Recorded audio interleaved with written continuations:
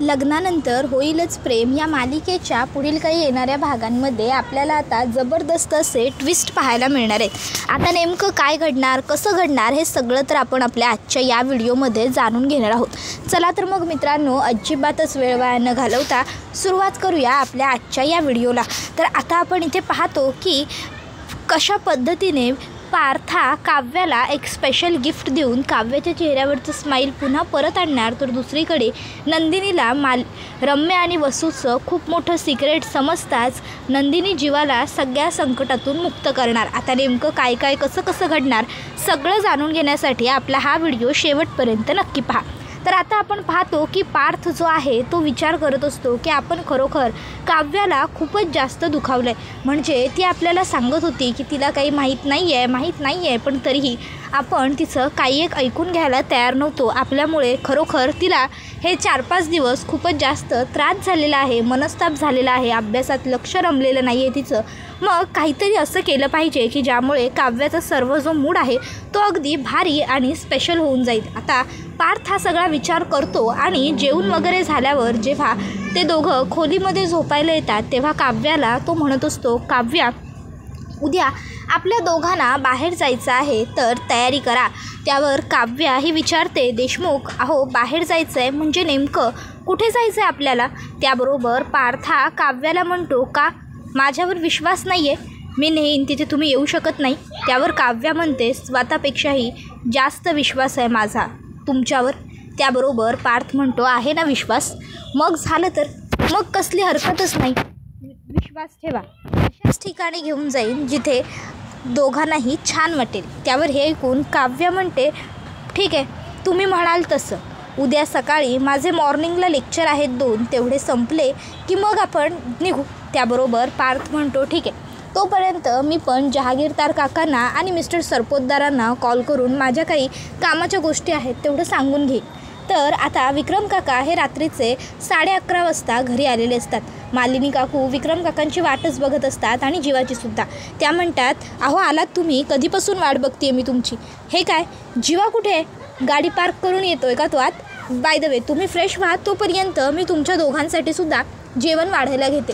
नंदिनीसुद्धा जीवाची वाट बघत अजून थांबली आहे। त्याबरोबर मग विक्रम काका म्हणतात, अगं पण जीवा माझ्याबरोबर कसा येईल? तो आपला एम्प्लॉई आहे, त्याचं काम जेव्हा होईल तेव्हा तो त्याचं येईल घरी।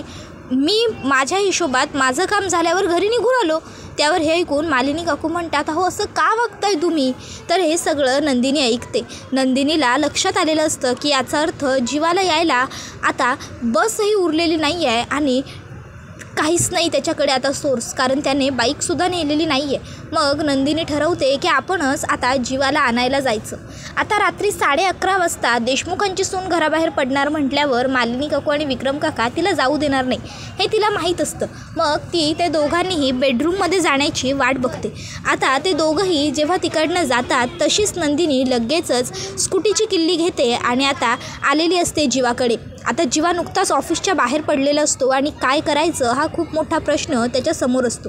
तर आता जीवाला समोरून एक खूप मोठा प्रकाश येताना दिसतो। जीवा डोळ्यावर हात पकडतो आणि कोण आहे रे तिकडे असं मोठ्याने ओरडतो। नंदिनी त्याच्यासमोर हेडलाईट बंद करते आणि खाली येऊन उभी राहते। त्याबरोबर आता जीवा हा म्हणायला लागतो, आता ह्या चकाचक बाईचे मला भाससुद्धा व्हायला लागले, ते सुद्धा रात्रीचे। चकाचक बाई अगं घरी तरी जाऊ दे गं। आणि मग आता लगेचच जीवा नंदिनीच्या नाकाला हात लावायला हात वर करतो। त्याबरोबर नंदिनी जीवाच्या हातावर फटका मारते आणि म्हणत असते, भास नाही आहे, खरी चकाचक बाई आहे। त्यावर जीवा म्हणतो, काय चकाचक बाई, रिअली तू खरंच आली आहेस? त्यावर नंदिनी म्हणते, हो मग मी माझ्या नवऱ्याला पिकअप करायला आली आहे। त्यावर जीवा म्हणतो, वाव खरंच माझी बायको मी ऑफिसमधून दमून काम करून थकल्यावर मला घरी घेऊन जायला आली आहे, वाव। आणि मग आता जीवा हा लगेचच नंदिनीच्या मागे बसत असतो। नंदिनी म्हणते, तुम्ही करताय का ड्राईव्ह? जीवा म्हणतो, ए नाही गं खूप थकलो आहे मी, कर ना प्लीज कर। मग नंदिनी म्हणते, ठीक आहे आज माझ्या मागे बसा। आणि मग जीवाला घेऊन नंदिनी घरी येते। आता ती जीवाला म्हणते, जा तुम्ही पटकन फ्रेश होऊन या, मी सुद्धा जेवणात वाढायला घेते, मी इथे किचनमधल्या वॉशरूममध्ये जाते म्हणजे आपलं पटकन होईल। त्याबरोबर जीवा म्हणतो, अगं नाही नाही नको नंदिनी, खरंच नको. मला ना अजिबात भूक वगैरे नाही आहे. मी खूप थकलो आहे ग आज काम करून. मला असं झालं आहे मी कधी एकदाचा जाऊन बिस्तऱ्यावरती झोपतो आहे. त्यावर नंदिनी म्हणायला लागते, ठीक आहे मग जर तुम्हालाही नको असेल जेवायला तर मीही नाही खात. मी थांबले होते, मला वाटलं होतं माझा नवरा आला की आम्ही दोघं एकत्र खाऊ म्हणून. त्यावर मग जीवा लगेचच म्हणायला लागतो की नंदिनी अगं काय यार तू पण कशाला उगाच माझ्यासाठी उपाशी राहिलीस. बरं ठीक आहे तू एक काम कर, तू कॉमन वॉशरूममध्ये जा आणि फ्रेश हो. तोपर्यंत मी आपल्या खोलीत जातो बिकॉज मला चेंज वगैरे करायचं आहे. मी जरा आंघोळच करून घेतो पटकन. नंदिनी म्हणते हो तुम्ही आंघोळ करून या, तोवर मी माझं आवरते आणि लगेच गरम गरम जेवण करून फटाफट सर्व करते. त्याबरोबर जीवा होकार देतो. आता नंदिनी ही जीवा तिकडनं गेल्यावर मनात म्हणत असते, जीवा खरं तर आतून तुम्ही खूप खचून गेलाय, पण आज तुमच्या चेहऱ्यावर हे जे स्माईल आलं ना ते बघून मला थोड्या वेळ का होईना पण खूप बरं वाटले. काळजी करू नका, तुमची ही नंदिनी तुम्हाला कुठल्याच संकटात कधीच एकटं सोडणार नाही. माझा आनंद निवास, माझा आनंद, माझं सुख मला परत मिळवून देण्यासाठी तुम्ही स्वतःच्या सुखाचा विचार केलेला नाही आहे, स्वतःच्या स्वप्नांचा विचार केलेला नाही आहे. मग हे असं असताना मी तरी तुम्हाला एकटं कसं पडू देईन. तर आता इकडे दुसऱ्या दिवशी पार्थ आणि काव्या हे दोघंजणं सकाळी उठतात.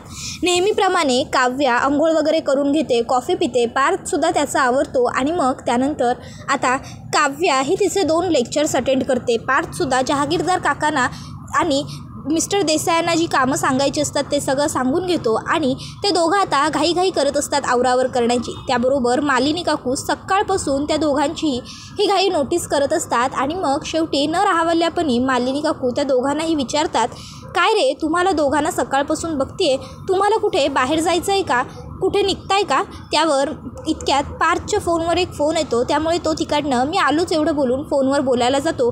तर काव्या ही मालिनी काकूंना म्हणत असते, हो ॲक्च्युली आम्ही कुठेतरी जातो आहे. त्याबरोबर मालिनी काकू म्हणतात, कुठेतरी म्हणजे मला सांगायचं नाही आहे का, पार्टी बदलली. त्यावर काव्या म्हणते, नाही हो काकू, माझ्या दी ग्रेट मालिनी काकूंना मी काही सांगणार नाही असं तुम्हाला वाटतं आहे का.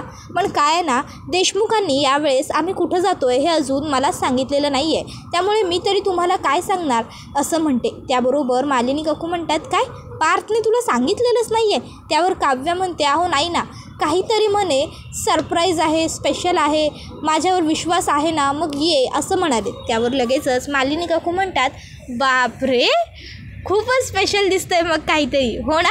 त्यावर मग काव्या लाजते. त्यावर मालिनी काकू म्हणतात, वा वा वा माझी सून हल्ली लाजायला लागली. त्यावर काव्या म्हणते, मालिनी काकू तुम्ही पण ना. त्यावर मालिनी काकू म्हणतात, अगं अशी जाणार आहेस का, छान मस्त रेडी होऊन जा, दोघंजणं मस्त फिरून या. त्याबरोबर काव्या म्हणते, हो मी आलेच, आणि मग ती तिकडनं जाते. आता रम्याने मालिनी काकूचं आणि काव्याचं सगळं बोलणं ऐकलेलं असतं. आता रम्याला खूपच जास्त राग आलेला असतो. पार्थ काव्याबरोबर फिरायला जाणार असतो या गोष्टीचा.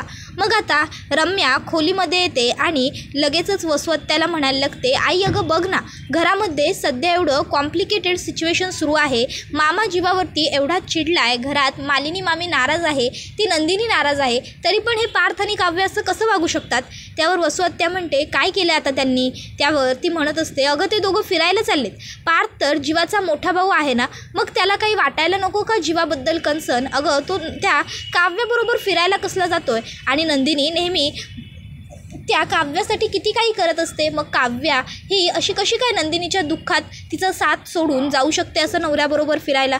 त्यावर वसवत्त्या म्हणते, अगं मग हीच तर आपल्या हातात आयती घावलेली संधी आहे ना.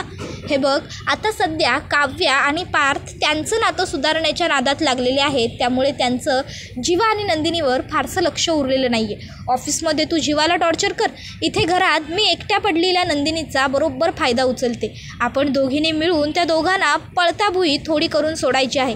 त्या नंदिनीला खूप हौस आहे ना न्यायनिवाडा करण्याची. आज मलासुद्धा बघायचंच आहे की ती कसा न्याय करते. तिची बहीण तिची साथ सोडून कशी निघून गेली या गोष्टीचं गिल्ट तर मी तिला बरोबर देईनच. रम्या एक गोष्ट लक्षात ठेव, सध्या आपला मेन फोकस पार्थ आणि काव्य नाही तर जीवा आणि नंदिनी आहेत. आपल्याला दोघींना मिळून त्या जीवा आणि नंदिनीचा कणा मोडून काढायचं आहे. एकदा का त्यांच्यातली ताठी संपली ना की मग ते पार्थ आणि काव्य आपोआपच एकटे पडून जातील आणि मग त्या दोघांना हरवणंसुद्धा आपल्याला फार अवघड जाणार नाही. तुला पुन्हा आठवण करून देते, साठे गुरुजी बोललेल्या शब्दांवर ठाम राहा, लक्षात ठेव ते शब्द. अगं ते बोललेले कुठलेही शब्द आजपर्यंत खोटे झालेले नाही आहेत. ते म्हणालेत ना की तुझं आणि पार्थचं लग्न होणार, तुम्ही दोघंजणं लग्न मंडपात पाटावर बसणार, लग्नाचे कपडे घातलेले असणार, म्हणजे लग्न होणार. त्याबरोबर दुसरीकडे काव्या ही छान तयार झालेली असते, पार्थसुद्धा व्यवस्थित रेडी होतो आणि आता काव्य आणि पार्थ दोघंजणं घरातनं बाहेर पडलेले असतात. आता पार्थ गाडी हा थेट एका मॉलपाशी आणून थांबवतो. आता मॉल बघून काव्या खूप खुश होते. पार्थ म्हणतो फेवरेट मॉल आहे ना हे तुमचं? त्यावर काव्या म्हणते तुम्हाला कसं? त्यावर देशमुख म्हणतो मला आवडणाऱ्या लोकांचं मला सगळं माहिती असतं, चला. आणि मग आता पार्थ हा काव्याला घेऊन खाली उतरतो आणि म्हणत असतो माझ्यामुळे तुमचे 2-3 दिवस खूप जास्त वाईट गेलेत ना, म्हणून तुम्हाला ही जरा रिफ्रेशमेंट. पण आता इकडनं छान फ्रेश होऊन गेल्याच्या नंतर घरी जाऊन मात्र व्यवस्थित अभ्यासाला लागायचा. आता त्याबरोबर दुसरीकडे जीवा हा सकाळी लवकर उठलेला असतो आणि उठून तो बघतो तर काय, त्याचे कपडे प्रेस करून रुमाल त्याचबरोबर वॉलेट सगळं काही नंदिनीने व्यवस्थित आवरून ठेवलेलं असतं. जीवा म्हणतो चकाचक बाई पण ना, खरंच ग्रेट आहे, ग्रेट. आणि मग तो लगेचच आंघोळ वगैरे करतो, छान रेडी होतो आणि बाहेर येतो तर त्याच्यासाठी छान ब्रेकफास्ट तयार असतो. जीवा म्हणतो अगं नंदिनी तू? त्यावर नंदिनी म्हणत असते जीवा जर माझा नवरा उठून एवढ्या लवकर ऑफिसला चालला आहे तर त्याची व्यवस्थित काळजी घेणं माझं कर्तव्य आहे ना. आणि मग आता जीवा नंदिनीच्या हातचे छान गरम गरम पोहे खातो. त्याचबरोबर नंदिनीने जीवाला टिफिनमध्ये देण्यासाठी उपीट बनवलेलं असतं.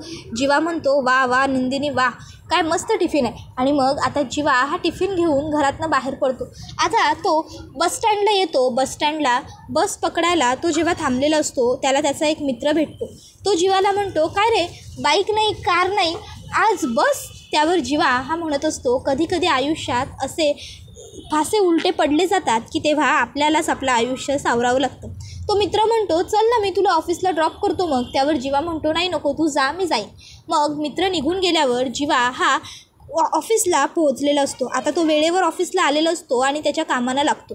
रम्या ही जीवाचा चांगलाच कस काढून घेत असते, कारण विक्रम काका हे ऑफिसमध्ये नसतात तर विक्रम काका हे बाहेर काही क्लायंटबरोबर मीटिंगसाठी गेलेले असतात, तर पार्थ हा तर काव्याबरोबर फिरायला गेलेला असतो. मग ऑफिसमध्ये ऑफिस सांभाळायला फक्त रम्या असते आणि सध्या जीवाचं तर कोणी ऐकून घेत नाही आहे. जीवा हा फक्त स्टाफ आहे, त्यामुळे मग रम्या जीवावर मस्त रुबाब दाखवते आणि जीवाकडून पोटभर कामं करून घेते, त्याला हिडीस पिडीस बोलत राहते, सतत त्रास देत राहते, छळत राहते. तर आता इकडे पार्थ हा काव्याला म्हणत असतो चला शॉपिंगला आलो आहे, शॉपिंग केली पाहिजे. मग आता पार्थ आणि काव्या दोघंजणं शॉपिंगला सुरुवात करतात. पार्थ काव्याला म्हणतो तुम्हाला जे काही हवं आहे ते सगळं तुम्ही घ्या. आता ते दोघं पुढे पुढे चाललेले असताना अचानक पार्थच्या समोर त्याचा एक जुना, अगदी खूप जुना मित्र येऊन उभा राहतो. आता पार्थ हा काव्याकडे बघतो, काव्य पार्थकडे बघते, तर पार्थ त्याच्या मित्राला मिठी मारून म्हणतो अरे किती दिवसांनी भेटलो यार. त्यावर तो म्हणतो त्याबरोबर पार्थ सांगतो अरे माझी बायको मिसेस काव्या पार्थ देशमुख. त्यावर हे ऐकून काव्याला यावेळेस राग न येता छान आनंद होतो. त्यानंतर काव्यासुद्धा त्या मित्राला पार्थच्या भेटते वगैरे. मग तो मित्र आता मी कबाब में हड्डी नाही होत, तुम्ही दोघांनी छान शॉपिंग करा असं म्हणत तिकडनं निघून जातो. त्यानंतर मग आता काव्या ही पार्थला म्हणत असते की चला पुढे जाऊया. पार्थ विचारतो मी बायको म्हणाल्याचा तुम्हाला राग नाही ना आला? काव्या म्हणते आता बायको आहे मग बायकोच म्हणाल ना. आता हे ऐकून पार्थला इतका आनंद होतो की तिथे रसगुल्ल्यांचा जो भाग असतो तिथून पार्थ पटकन रसगुल्ले उचलतो आणि रसगुल्ला उघडून काव्याला भरवतो.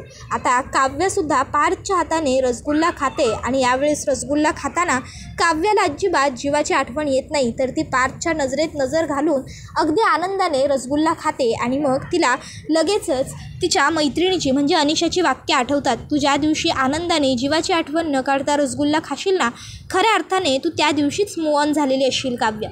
तर आता काव्याच्या चेहऱ्यावर ती मूव ऑन झाल्याचा एक आनंद आलेला असतो. तर पार्थ काव्याला विचारतो काय हो हसताय का अशा एकट्याच? त्यावर मग काव्या ही म्हणते काही नाही. पार्थ म्हणतो अच्छा, म्हणजे फिस्कारणाऱ्या मांजरीला तिच्या आवडीचा रसगुल्ला दिला की फिस्कारणाऱ्या मांजरीच्या चेहऱ्यावर हसू येतं. बरं झालं, माहिती झालं, पुढच्या वेळी मांजर रागवली की मी असेच रसगुल्ले घेऊन घरी येईन. त्यावर काव्या म्हणते देशमुख. तसा पार्थ म्हणतो तिकडे आय थिंक ना टेडीबिअर छान मिळतील, आपण तिकडेही जाऊया, छान एखादा टेडीबिअर घेऊया तुमच्यासाठी, तसंही लहान मुलीच्या तर वर्तड आहात तुम्ही, चला चला. काव्य म्हणते मी लहान मुलीच्या वर्तड आहे, मी UPSC क्लिअर करते. त्यावर पार्थ म्हणतो हो हो करता ना UPSC क्लिअर, सगळ्या गोष्टीत खूप हुशार आहात तुम्ही, फक्त मला त्रास देण्याच्या बाबतीत तेवढं लहान राहिलं. मग दोघंजणं छान शॉपिंग वगैरे करतात आणि घरी यायला निघालेले असतात.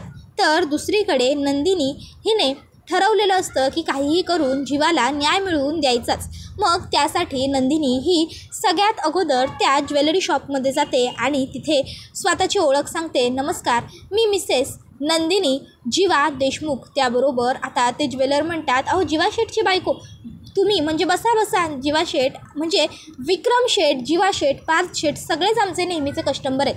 त्याबरोबर नंदिनी म्हणत असते, काका मला तुमची थोडी मदत हवी होती. त्यावर ते म्हणतात, बोला ना मॅडम. त्यावर नंदिनी म्हणते, आमच्या आजीचा हार जीवाने तुमच्या इथे विकला होता.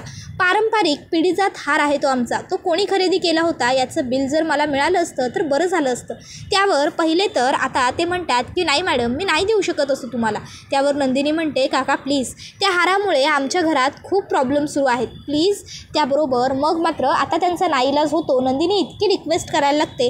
मग ते म्हणतात, ठीक आहे मी देतो तुम्हाला. आणि मग आता ते बिल नंदिनीला देतो. आता नंदिनी ते बिल हातामध्ये घेते तर त्यामध्ये वसुंधरा शितोळे असं लिहिलेलं असतं. आता नंदिनीच्या लक्षात येतं की तो हार वसु आत्यानेच खरेदी केला आहे. तर दुसरीकडे जीवा जो असतो तो आता ऑफिसमध्ये काम करतो. रम्याचं सतत सगळं टोमण्याटामण्याने बोलणं ऐकून वगैरे घेतो आणि त्यानंतर जीवाला खूप त्रास व्हायला लागतो. आता जीवा जातो आणि सरळ दारू पितो आणि त्यानंतर तो घरी येतो. आता इतका दारू प्यायलेला असतो जीवा की त्याला स्वतःची शुद्धच नसते. तर नंदिनी ही जीवाचीच वाट बघत जागी असते. आता जीवाला या अशा अवस्थेत बघून नंदिनी ताबडतोब जीवाच्या जवळ जाते, त्याच्या खांद्यातून अलगद हात टाकते, त्याला खोलीमध्ये घेऊन जाते, त्याच्या पायातले शूज वगैरे काढते, त्याच्या हातातलं घड्याळ काढते, त्याची बॅग काढते आणि जीवाला खोलीमध्ये झोपवते आणि मनात म्हणत असते, जीवा आज जरी तुम्ही ड्रिंक करून आला असलात ना तरीसुद्धा मला तुमचा अजिबात राग येत नाही आहे, तर उलट मला तुमची काळजी वाटते, तुमच्याबद्दल दया वाटते. हे सगळं काही माझ्यामुळे घडतं आहे तुमच्या आयुष्यात. तुम्ही दारूला कधी हातही लावणार नाही असं वचन दिलं होतं मला, पण सतत तुम्हाला जो त्रास होतो आहे त्यामुळे त्या सगळ्यातून बाहेर पडण्यासाठी दारू हा एकमेव पर्याय तुमच्यासमोर उरला असेल आणि म्हणूनच तुम्ही तो अवलंबला असेल, हे मला माहिती आहे. असं सगळं ती बोलत असते आणि त्या दरम्यान ती असंही म्हणते की आता तुम्हाला मुक्त करण्याचा मार्ग मला सापडलेला आहे. नाही म्हणजे वसुआत्यांनीच तो नेकलेस खरेदी केला हे जरी खरं असलं तरी काहीही करून मी तो नेकलेस परत मिळवेन आणि तुमच्यावर लागलेले सगळे आरोप खोटे आहेत हे सिद्ध करेन आणि लवकरात लवकर तुमची निर्दोष सुटकासुद्धा करेन. या सगळ्यातनं लवकरच जीवा सगळं छान होणार आहे, सुरळीत होणार आहे. आता दुसऱ्या दिवशी जीवा जेव्हा उठतो त्याचं डोकं पूर्णपणे जड झालेलं असतं. नंदिनी लिंबू सरबत घेऊन येते, जीवाला देते आणि पिऊन घ्या म्हणते. जीवा म्हणतो, सॉरी नंदिनी, मी काल रात्री ड्रिंक करून आलो. खरं तर मला असं नव्हतं वागायचं, पण सध्या जे काही घडतं आहे त्यामुळे माझं तोल खरंच सरकला आणि मी हे सगळं करून घेतलं. I am really very sorry. मी तुला शब्द देऊनही असा काहीतरी विचित्र वागलो. त्यावर नंदिनी म्हणते, इट्स ओके जीवा, तुम्ही जे वागलात त्यामध्ये मुळात तुमची काही चूक नव्हतीच, त्यामुळे मी तुमच्यावरती रागवलेली नाही आहे. त्याबरोबर हे ऐकून जीवा हा सुद्धा जरा खुश होतो आणि मग आता तो पुन्हा ऑफिसला जायला निघालेला असतो. त्याबरोबर हा व्हिडिओ इथेच संपतो. व्हिडिओ आवडला असेल तर व्हिडिओला लाईक करा. चॅनलवर नवीन असाल तर चॅनलला सबस्क्राईब करा आणि बेल आयकॉन आठवणीने प्रेस करा, जेणेकरून तुम्हाला पुढच्या प्रत्येक व्हिडिओचं नोटिफिकेशन मिळत जाईल आणि सर्व व्हिडिओंचा आनंद हा अगदी उत्तम पद्धतीने घेता येईल. चला तर मग मित्रांनो, आजच्या पुरतं इथेच थांबूया. पुढचा व्हिडिओ येईपर्यंत या व्हिडिओचा छान पद्धतीने आनंद घेत राहा. टाटा, बाय बाय, धन्यवाद, take care all of you.